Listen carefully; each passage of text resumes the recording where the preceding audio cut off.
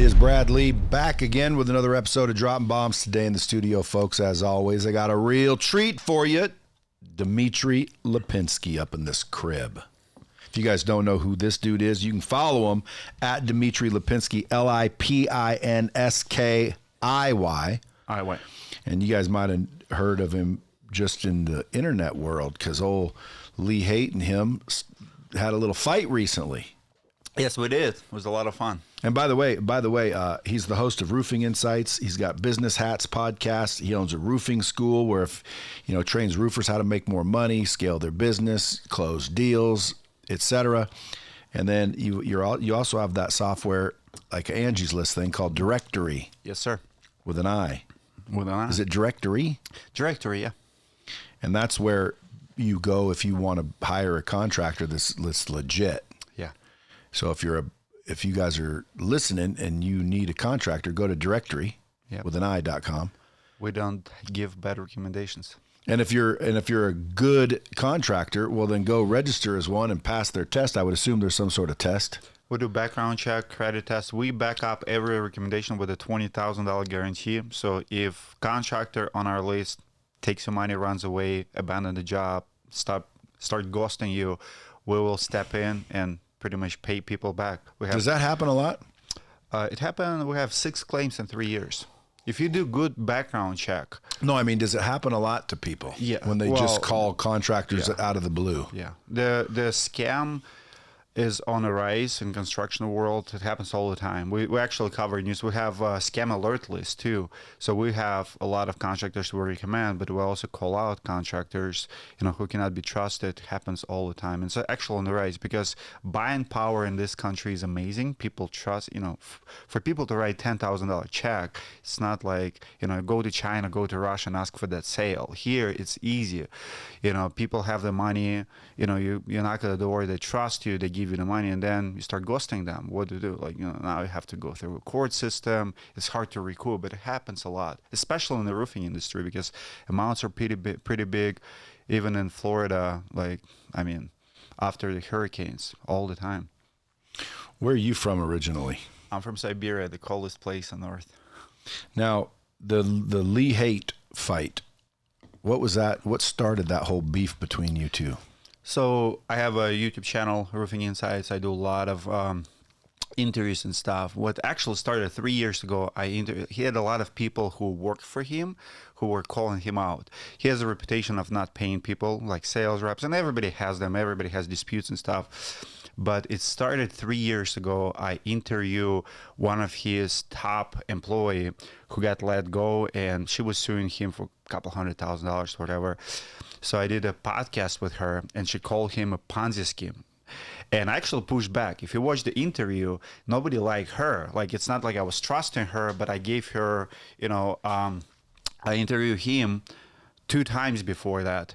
And we're very different vibe, I guess, different business models. But because I had the interview with him, she came to me and she said, he runs a Ponzi scheme. I want to expose him. I said, let's do the interview. And actually in the interview, she started saying he runs a Ponzi scheme. I said, why made you say that? And she said, he goes through a lot of sales guys. I'm like, that does not make him a Ponzi scheme. That's not the definition. But of course, he got mad at me even to give her a room. So then I flew to his office to interview him again, to answer to that interview. And during that interview, he was so mad. He actually got drunk outside of a restaurant. He's like, why don't you fight me? Why don't you fight me? Let's go. And he was like in my face. I'm like, dude, you're drunk. I'm not doing this. This is not my level. I'm not going to fight you, outside of a restaurant. Come on. We're better than this. But that was the first time he wanted to do it. After that, his VP of sales quit on him, and the same thing came in. It's like, dude, I worked for him for a couple of years. He screwed so many sales guys, and that's VP of sales now, right? So he runs his company. So he's like, can we do a podcast? So I do podcasts with him, and of course Lee does not like it. Now he's getting really mad, and I mean, it's real life stories. Like if you have a reputation of Lee goes, and he publicly speaks of it. Every year he loses like 70% of his sales guys. He's like, if you hire 10 people, 2/3 of them not going to work out. Well, the problem is you have disputes with those 2/3 of people, and that's his business model for the past 10 years.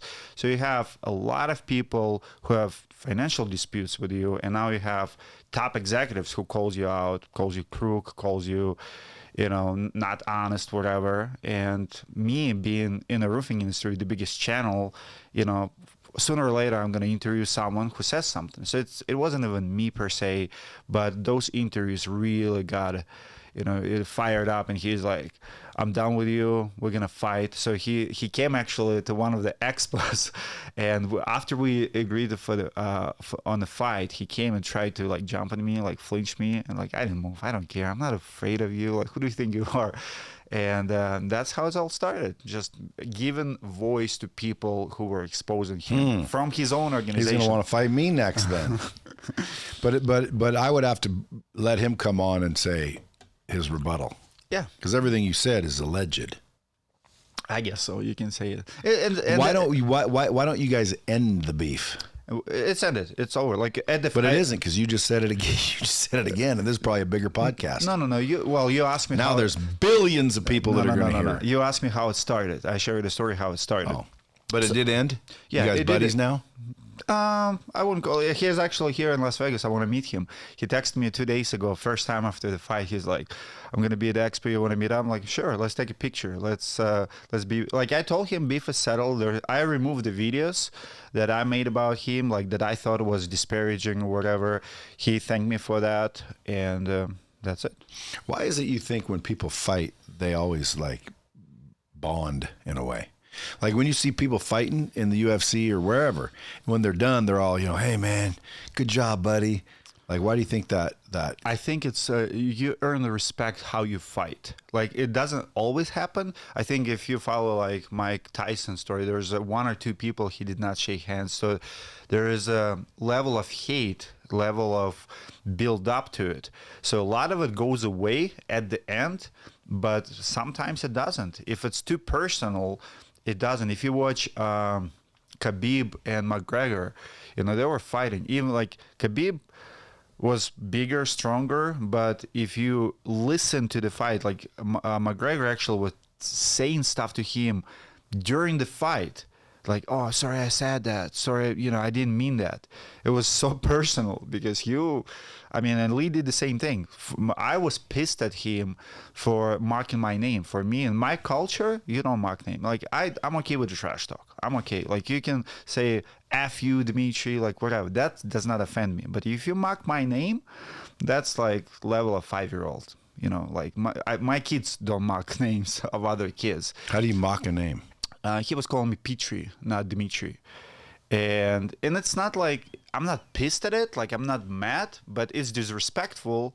And I told him, I'm going to teach you how to spell my name, how to say my name. And now he calls me by my name. Well, aren't you glad you won, though? Oh, 100%. Because if you didn't win, then you'd have to listen to it big time. But you also just boxed. Mm-hmm. Now, to me, I always thought, boxing, MMA, it's part of it.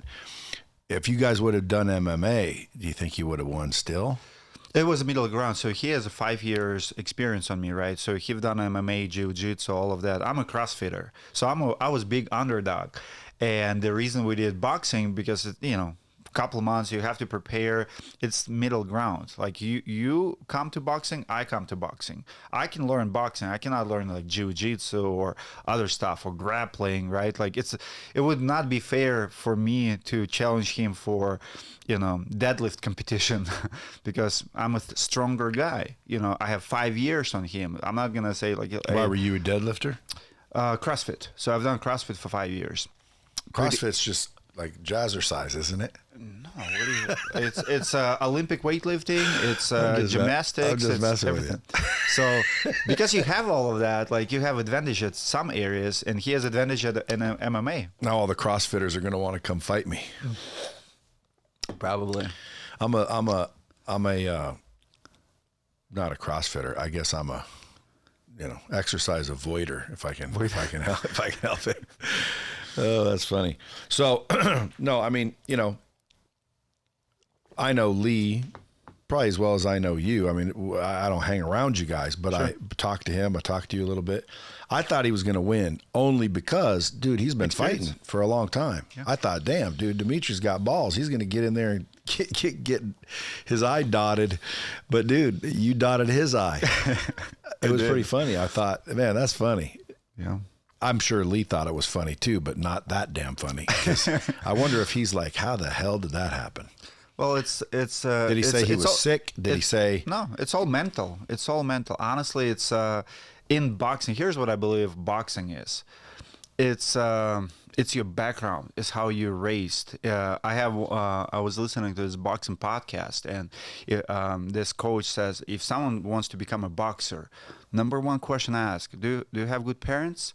Do you have good, do you live good life? You're not a boxer. If you watch like Garcia and Gervontas, like you see one, golden boy, like good life, and another guy, for him to be in the ring is the safest place on earth because he's seen death. Like it's nothing to him. And Lee, he grew up in America, good family. Like he doesn't have my background. For me, you had to kill me in that ring to give up. I lost the first round. He beat the shit out of me in the first round, and everybody's like, how are you still standing? I don't care. Like so I didn't watch the fight, it's but it's a mental game. It's so you outgassed him. No, it wasn't just that. You had bigger heart. That's what people say. It's number one comment. I stood up. For me, it was like fighting a bully. Like I see the mad guy in front of me who wants to kill me, right? Keeps coming at me, and he just doesn't hurt me. I don't care. Like, even when you guys were getting ready to do it, the weigh-in or whatever, when he went like this, and you could see him like try to fucking elbow you in the head. I was calm. You could see that he was pissed. Yeah. And I thought you don't want to be pissed when you fight. You don't want to be pissed. You want to be calm. You want to control your body. You want to be collected in everything you do. I mean, before you go on a stage, you can't be nervous. You can't be like, everybody knows it. It's hard. The mental game is the hardest in any sport. I mean, if you listen, like, Tim Grover, how he trained Jordan and all of it's all mental game. And for me, it was mental more than anything. And mentally, I won that fight. He did not get under my skin. I was not afraid of him. My heart was not there. Like, I did not care what he's going to do. I knew I'm going to beat him up. Have you been knocked out ever? No. I mean, I've been punched. No, I mean, like in your life. No. Not a lot of people have been knocked out. Yeah, no. Well, congrats on the win. Thank you. Now let's talk about business, okay? Because you say you're from Siberia, but you came here when? 2005. And you obviously found the roofing industry.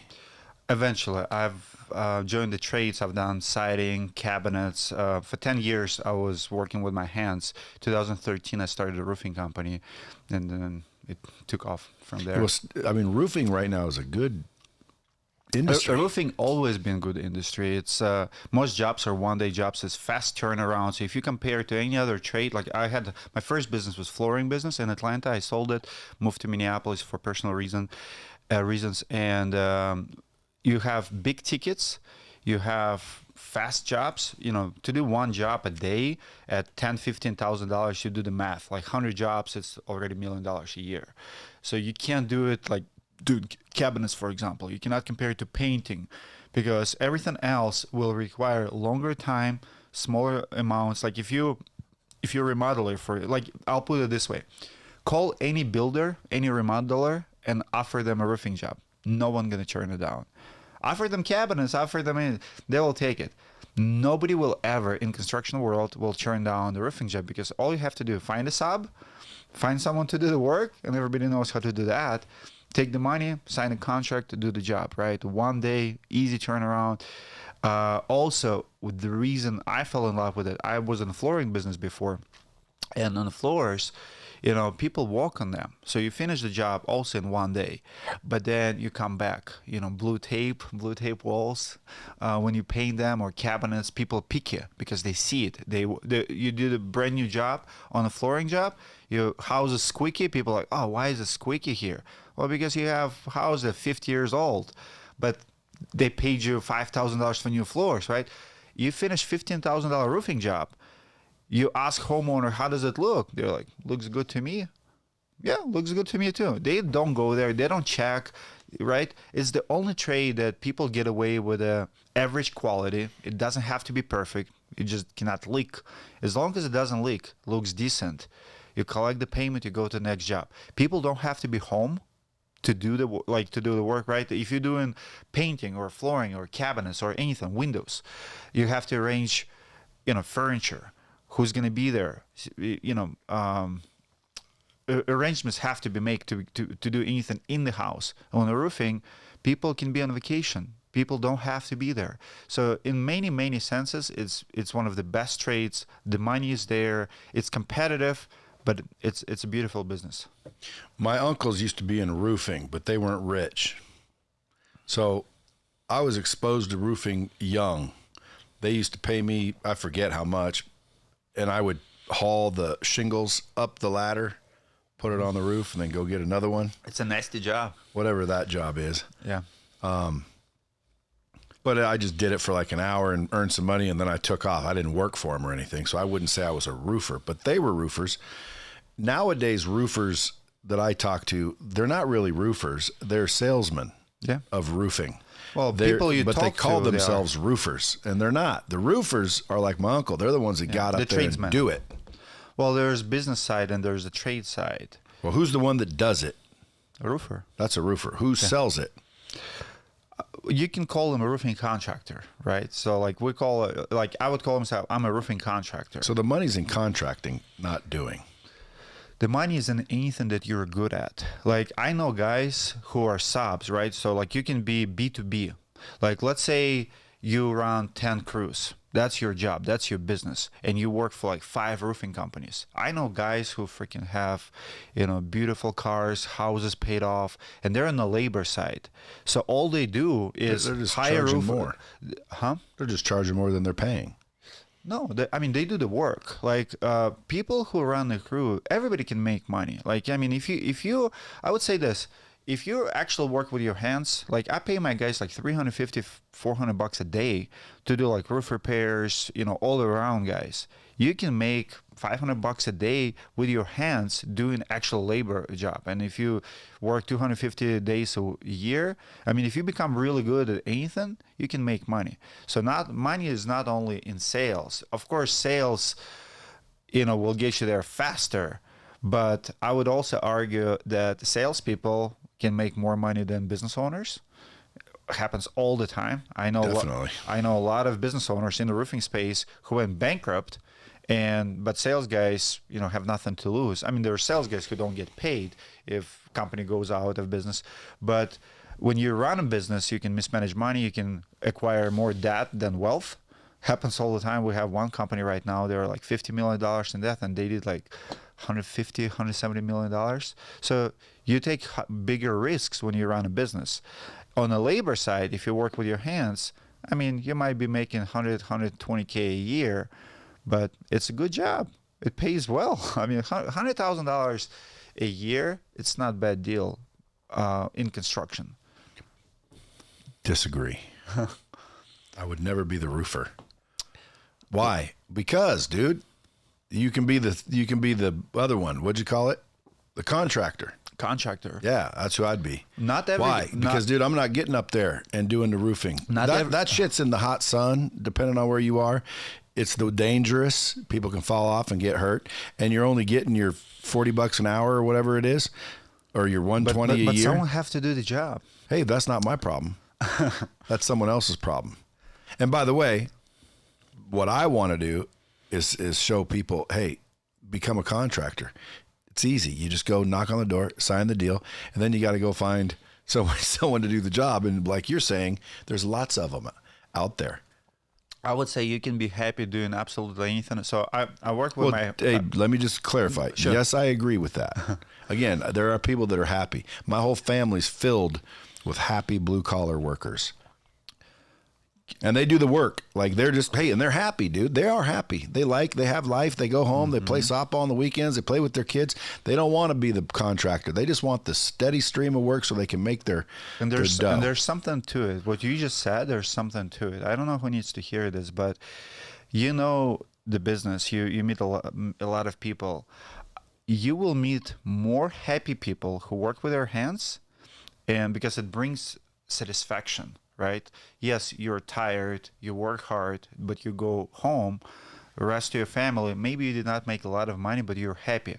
How many people do you know who run businesses, successful, maybe make a couple $100,000 a year, but have drug addictions, suicidal, even take their lives? There's a lot of salespeople who, figure out the money part and how to make money easy, but there's something missing because there's no purpose there oftentimes. And there's a lot of business owners who are miserable and a lot of salespeople who are miserable. But among hardworking people who actually work, nobody's miserable. You farmers, different. There's different problems, but they just don't know they're miserable. I don't know. I met a lot of people who are very, very happy. No, I would agree. I have a whole bunch of family that are happy technically, and that's what I tell people. As long as you're happy, it doesn't really matter.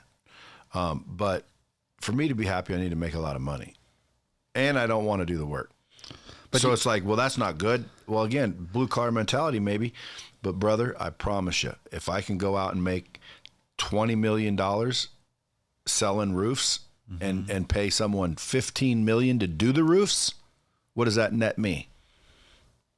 It's hard to go back. Once you learn something, once you start flying first class, it's hard to go main cabin, right? Like once you stay in nicer hotels, it's not.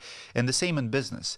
Once you become good at something, like let's say in a trade, like once you start making $50 an hour, you can't go back to 15, 20 because now you're worth more. You know something that you didn't do before. And that's why I do what I do even with the roofing school. I can take a lot of guys who knows how to work with their hands. They're hardworking guys, but they're missing a little bit of business advice. Business is not complicated, but you have to learn how to become a closer. Like you have to have a closing coach, someone who will help you to sell. Little things. Once you learn them, you're never going back. But, eventually you'll stop doing the work. You'll hire someone else to do it. You will be delegating, yes. But you still do the work. It's just different work. Office work is work. Yeah, but you just touched exactly what I meant. Is like eventually you're not going to be the one hammering the shingles into the freaking plywood. I agree. And nobody should do it. It's if you run a restaurant, you should not be in the kitchen making sandwiches. But there's nothing wrong with owner. No, there's nothing wrong with it. Yeah. Everyone always wants to act like I'm saying there's something wrong with it. 100%. But I'm not. Like again, my whole family, I would say there's something wrong with them. You will grow out of that position. Dude, my dad was a warehouse mill worker. You know what I mean? Yeah. For pretty much his whole life. Had a little entrepreneurial spurt, but mainly blue collar. All my brothers and sisters, blue collar. Truck drivers, freaking loggers, none of them salespeople except me. And when I got laughed at because I was a salesperson, get a real job, I'm the only one that's now loaded. Let me ask you this. With all of that, would you agree? What advice would you give young people? Because we have a big problem in the country right now that everybody wants to be on their phones, influencers, right? Everybody wants a sales job. Everybody wants an office job. Nobody wants to work with their hands. Would you recommend a youngster to start on the field, to start as a roofer and then grow from there? Well, no, because again, no, I wouldn't. I would tell them to start selling. Why would you have to start doing the hard work? It's better if you understand it, but you don't need to. But here's what I would say to the young people if I wanted to promote the hands-on work is you better learn it, and not for the reason you think. I believe AI is going to get advanced, and it's going to take all the phone jobs and the sales jobs and the non-labor jobs, but I don't see AI putting a roof on your house. I don't see AI There's job security there. Dude, and it's going to get more expensive because now who's going to do it? Oh, it's happening now. Well, the prices start going up, and pretty soon, dude, the blue collar is going to be the white collar, and the white collar is going to be working for the blue collar. Why? Well, because AI is doing all the thinking, and that used to be the white collar. It was the thinking. Blue collar was the labor. It was the back. It was the muscle, right? White collar was the brains. Well, AI is replacing the brains. It's not replacing the muscle. So I would tell the kid, go out and learn these trades, because eventually that's going to be the golden trades. And right now it's happening. I have a couple of friends who, they have paid off houses, they have beautiful lifestyle, and they're all immigrants like myself. They either install windows, siding. They started painting. that way. They still do it, but they today in this economy, in this market, you can get so much. Like I hired this carpet guy the other day, $800 a day. He's there from like 9 to 3, not even like full day, like 6 hours of work, $800. It's good money, and he's always busy. Like if you're good at something, if you have like real skill, everybody talks about you, everybody refers you. And I'm talking about guys who don't run huge companies. They're just happy with their trade. They're like craftsmen, true craftsmen. And I'm remodeling my house. So We have a shortage of those, don't we? Yes, we have a shortage. So the rate is high. They're in demand. They know that. Those guys making $1,000 a day, easy. Every day they work. You work around their schedule, not the other way around. I mean, $1,000 a day for carpenter. Where do you learn these trades? Like, are there trade schools that teach carpentry and all this? No, this is what people don't realize about the United States of America. I came from Russia, right? In this country, they will pay you while they teach you. Like nowhere else. Like in my country, you have to go to school. I came here, I did not know crap. I had 5 years in university, college, right? I was supposed to be a teacher. Now I teach roofers how to do business. But I was a student in Russia, so I came here, and you go hang siding. They pay you $20 as a helper to hang siding. Do it for 6 months and go do it on your own. You want to learn how to do brick? Go work for a brick company. No experience required in most small businesses. Work for a roofing company, painting company, like any construction job. They will pay you to teach you to become good. You want to get in technicals like HVAC, electrician, the same thing. They will hire you with no experience whatsoever. They'll pay you decent wage while you're learning it. And if you have good head, within 2 years, you'll run your own business. See, that sounds like a path to freedom. It is a path. To financial freedom. My first job was $10 an hour siding. That's what I did. But you did it. You were a laborer. Yeah. I call them laborers. Yeah, I was labor. You're not a laborer anymore. I'm not labor anymore, but I worked for a year in a cabinet shop, $13 an hour. Laborer? Labor. But you're not a laborer anymore. Not anymore. See what I'm saying? The goal is stop being a laborer. Now I know how to run a business. I know, but it seems like you defend the laborers, and I'm not trying to offend the laborers, but it sounds like you are trying to say, hey, there's nothing wrong with being laborers. True, but that's not your goal. So think about this. The goal is to not do the labor. The goal is to get the job, because if the laborer could get the job, they wouldn't need you, the contractor. Because if I knew how to do the roof and I knew where the roof job was, why am I taking money from you to do the roof? Why wouldn't I just take the money for me to do the roof? True. Which is what I'm trying to tell some of these roofer guys, like that do the roof. Like, dude, figure out how to get the job, and you don't have to work for these contractors. Because the contractor, dude, is just getting the job, right? Not necessarily. He runs the business. Business is complicated. It's accounting, it's sales. No. I see a little damage up there. You want me to get up there and do an inspection? The homeowner goes, absolutely, get on up there. Hey, the insurance will pay for all this, and it's messed up there. I don't know if there was a hail damage or you had a freaking 200-pound crow up there walking around, but you got some shit wrong, and I can fix it. You want me to fix it? They say, yeah. Now I go to your insurance company and I say, hey, look, this is a problem. They say it's approved. I get the $25,000 check, and then I give some laborer $12,000 to do the job. And then I go, thank you. And while you're doing the job, For half the money, I'm at the neighbor going, hey, I just fixed Bob's roof over there. You want me to hop up there and see what you got while we're in the neighborhood? We can do it better and faster than anything because we're already here doing Bob's roof. And then the neighbor goes, yeah, you can get on up there. And it repeats. And guess who's doing all the work? The guy following behind that guy doing all the work. The guy knocking on doors, running his mouth, he's making the most money. Question for you. And he's doing the least amount of work. And again, I don't mind admitting that's what I would prefer to do. I don't want to do the work. I'm happy, by the way, like I'm doing the work, because to me that is work. But question for you. 80% of contractors who you just described go out of business within 2 years. Probably because they can't sell, close, and persuade or influence or market. Well, so it's not that easy. So it's what you described. It's easier than doing the work.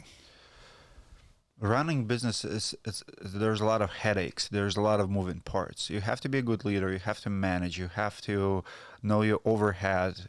You know, you have to be very good at financing. It's managing money is not easy, because by the time you, what's the overhead? What's the break-even point? Like, who's gonna pay for the office, for the wages, for the cars, for the insurances, all of that stuff? How many jobs do you have to do per month just to stay afloat? How many of those door knocks? Yes, it's easier than physical labor, but let's say you need to sell 20 jobs per month and you sold 18. Yeah, you're losing money. You're going in debt. That's called an investment. I'm just saying, it's not that easy. Not everybody can do it.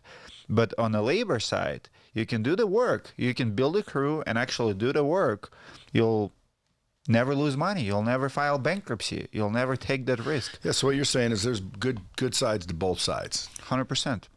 There's There's way more headaches for the business owner. Like there's mental part of running a business. There's a lot of stress. Like I deal with the business owners who, like, how many business owners quit in the roofing business? They close doors. They don't want it anymore. I've seen companies go out like 20, 25 million. Even what you described, door knocking after insurance. Yeah, the insurance pays, but what do you do when there's no recent hails and competition don't even start there? Market is saturated. What neighborhoods to knock, where to go? You need apps. You need to learn be how organized. To market. Yeah, there's a lot of moving parts. You also should probably take care of the customers that you have.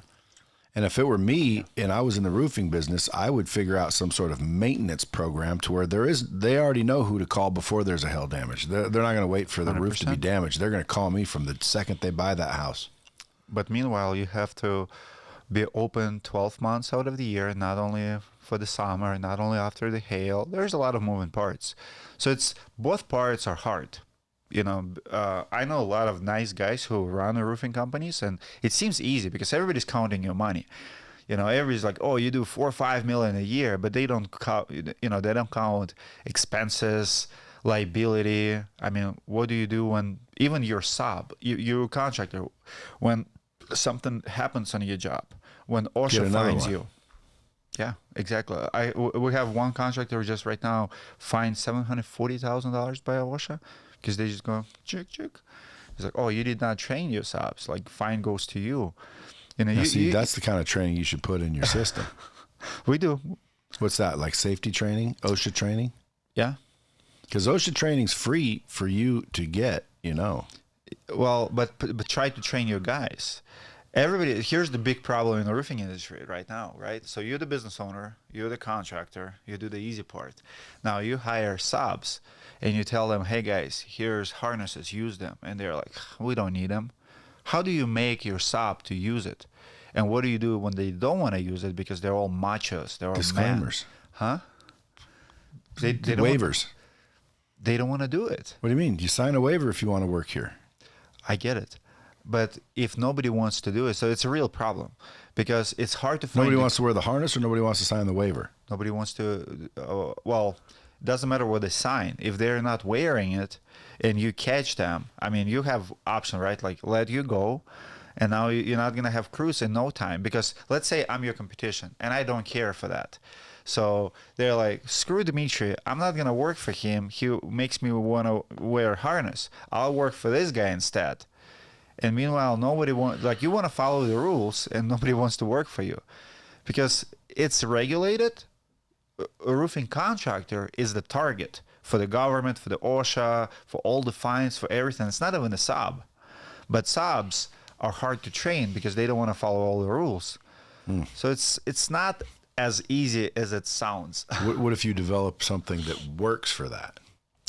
We try, and every company tries to find their way, but the problem is real, and it's getting harder and harder because labor shortages.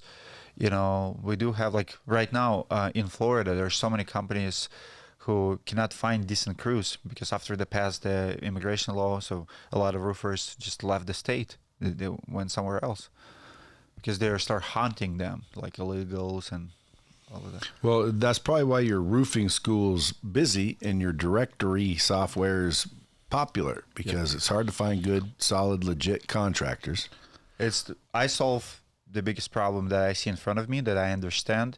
The challenge you have with online platforms. So let's say you go to a Better Business Bureau to find a roofer, right? And let's say even you find them and they're A+ rated company, and then you give them money and tomorrow they file bankruptcy. Now what? BBB is not going to do anything. For me, like when I give a recommendation, it means something. That's why we put $20,000 guarantee. If I give you a recommendation, if you use Directorii and they took advantage of you, they stole your money, I feel like I owe you because I made you a recommendation. Yeah, and for me, and all of those companies who like your Home Advisor, AngelList, your BBB, they don't do it. And I don't understand. How can you advertise that you have best contractors? Because when they fold or they do something, you're not responsible. So you still hire at your own risk. So would Lee Haight be an authorized roofer on Directorii? He wouldn't be qualified because our minimum requirements is 4.5 stars. His company, I believe, 4.2 maybe. So it's actually when you enroll, you have to have online rating at least 4.5 or higher.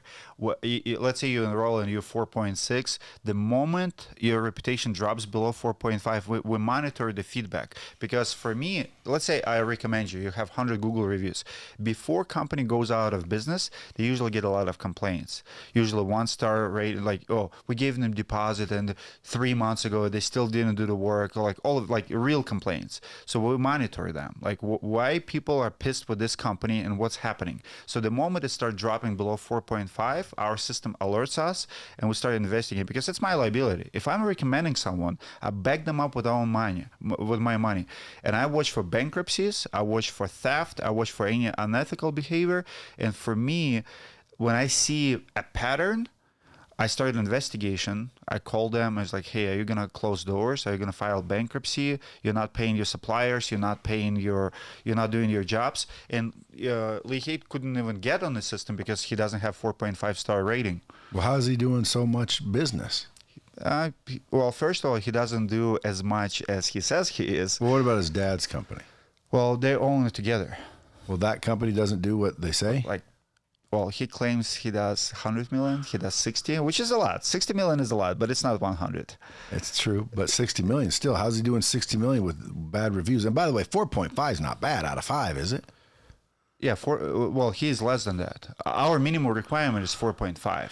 Well, dude, he's I believe it's like 4.3. I don't know the rating system though, but you probably do. So as long as it's fair, because dude, some people give bad reviews because they're dickheads.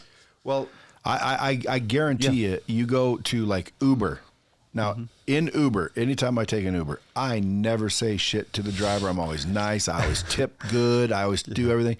The other day, I'm looking and freaking, they rate you. Yeah. I'm like rated like a 4.8. And I'm like, how would I not be 5 stars? It's impossible. But who said any shit about me? I didn't do anything. What kind of a dickhead? They probably said, this guy thinks he's so cool. And just hit me. Well, that's not fair, bro. I agree.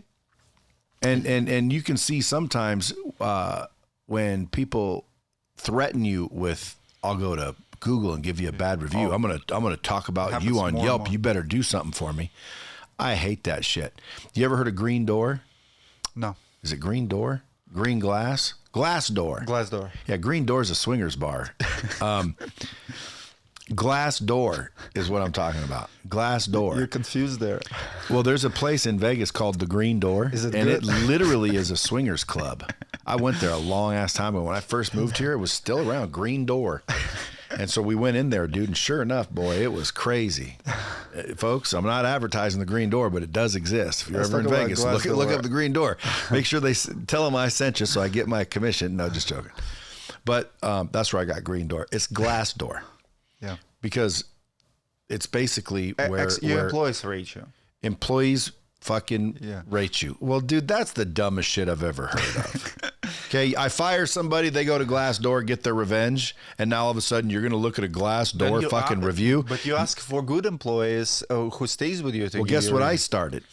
I haven't fully launched it yet, but I got nightmareemployees.com. Okay. And it's for business owners to do the same thing. It's like a Glassdoor, but for business owners. Yeah, let's fucking post these deadbeat asshole employees that do nothing but cause shit. You know, so now when you go get a job, someone's going to go check Nightmare Employees. And if you're on that bitch, beat it. Like, let's business owners stick together, because that's what they're doing on the Glassdoor bullshit. Number one request that I had for years is to build a platform that ranks homeowners, because business owners are tired of, you know, all the negative reviews we get. It's like, how about we have something for the homeowners? Because homeowners, you know, can be very shitty too. Or better, homeowner associations. Those dickheads think they own the fucking world. 100%. But Glassdoor, if you look at my ratings, I'm like a 3.7 to work here. Yeah. Go ask everybody that works here. They'll say, oh, fucking 5 stars. The only people that talk shit are the ones that don't get to work here. So how is that? Like, so I'm just saying, just because Lee's a 4.5, dude, that's pretty good rating out of 5. 4.3. Okay, that's still a 4 above. Maybe he had some asshole. Maybe some employees were not good. He fired them, and they went and told you. And then you put him on the air and said, what happened? And he's a piece of shit. He don't fucking help me. And sure enough, that wasn't the story at all. How do you know that's the truth? Patterns. When you have 10 people saying the same thing, it's a reputation. Here's what I would argue on that. You are not what you say you are as far as business. It's what Google says you are. So your reputation, if you look me up, see what it says. If you have 1,000 Google reviews, right? Can you look up Lightspeed and see what it says? I'd love to know.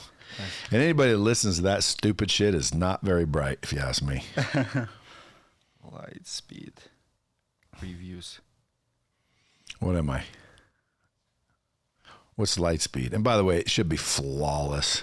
What does it say? 4. See, 4.5. Now I wouldn't qualify. You would qualify. 4. Oh, I would. Okay, good. 4.5 is a threshold. Oh, good. Then I'm good. But why ain't I a 5? I never screwed nobody. That's the truth. But it's not about, I have a no refund policy, and I've given people refunds. Why? Because we dropped the ball. And they're like, well, I can't believe you gave me my money back. I'm like, well, dude, I don't want your money unless I can help. See what I'm saying? Like, I'm a real honest businessman, and I got a 4 or 5. You can't please everyone. I mean, have you ever seen... That's why I think you should lower it to 4.0. No, but think you have to have a class. You have to... my job is to recommend the best of the best. Not... You know how many bad contractors are out there? If you're a contractor with a 4-star, it means, like, just by odds, right? Like, if you look at 100 reviews and you have 20 people out of 100 who gave you bad rating, that speaks volumes. You're like, I've been a contractor myself. Yes, you know, I had 700 reviews on Angels List back in the day. I remember I had 60 positive reviews and I had 1 first F. They have A to... And let me ask you a question. Was it a legitimate bitch? Yes, 100%. So you screwed the guy? No. I was late, stuck in traffic. I was 20 minutes late. Yeah, but it doesn't make you a piece of shit, is my point. So that was not legitimate. It was not. Well, she was legit bitch. That's what I'm saying. Yeah. See, and it screwed you. Yeah, I could not sleep that night. It affected me back then because it was first negative review that I ever got. And for what? For being 5 minutes late for the estimate? It's the same thing with credit cards. You know, if you have a Stripe account, or you should have merchant processing through me, by the way. Real Merchant Services. Go click it. We save you a ton of money, and we're not woke, and, you know, we'll help you. Is it better than Stripe? Oh, shit, dude. We're taking people off Stripe left and right. realmerchantservices.com. Little free plug for myself. But in reality, if you have a Stripe account or some merchant processing account and somebody buys with a credit card, they can go dispute the credit card without anything. And then you've got a certain amount of time to respond and yada, yada, yada. Dude, 9 times out of 10, they're going with the consumer.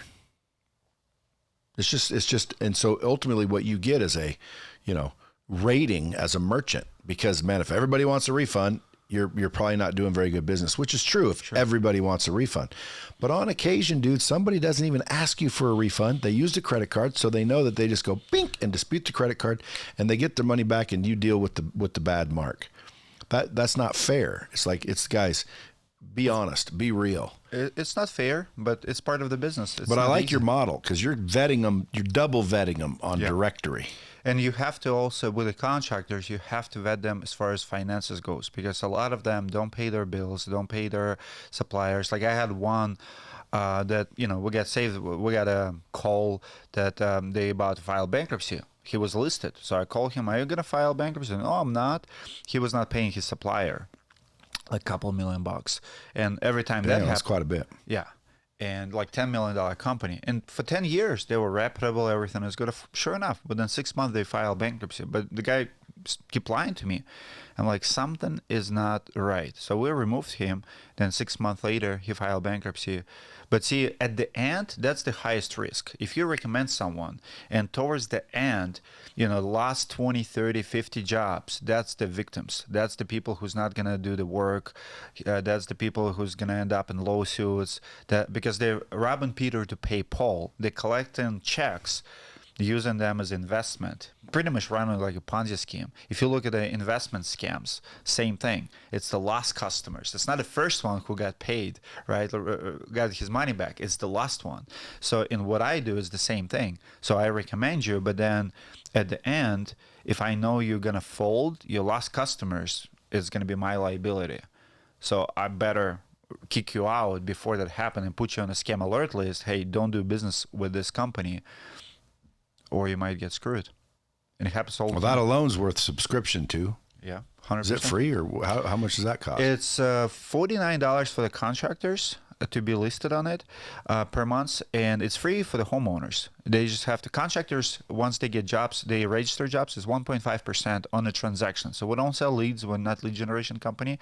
So you register the job, after you got paid and everything, homeowner gets their protection, contractor pays 1.5%. So contractors pays for it, but less than credit card fee. But you sell, think about this as all your contractors need real merchant services. Think about this as a better business bureau. Like that's what it is. Like if I'm a contractor and sell to you a service and you ask me, well, why would I choose you? What's the guarantee that you're not going to screw me? Well, this is the service. If they say, well, I'm a better business bureau accredited, what does that mean? I still can screw you. I still can steal your money. Like there's no protection with the BBB, right? They've been doing it for 100 years. They're a non-profit organization, by the way, but there's nothing for the contractor or actually it's a false sense of security. For me, I'm like real insurance. If you hire me and I screw you, they're going to pay you. Yeah. Well, dude, that's like almost like insurance. Folks, if you're out there, you're looking to hire a contractor, go to Directorii. You're looking to, if you are a contractor that obviously it has a pretty good reputation and good financials and you want business, go to Directorii. Otherwise, go to dmitrylipinsky.com or what's your roofingschool.com? Roofing-school.com. Roofing-school.com to learn the trades, learn how to grow and scale your business. Dude, I appreciate you coming in. Hope to see you around. Hope to see you at your next bout. Who's your next bout with? There's going to be none. We're done. We're done. Folks, appreciate you as always. Till next time, keep it real.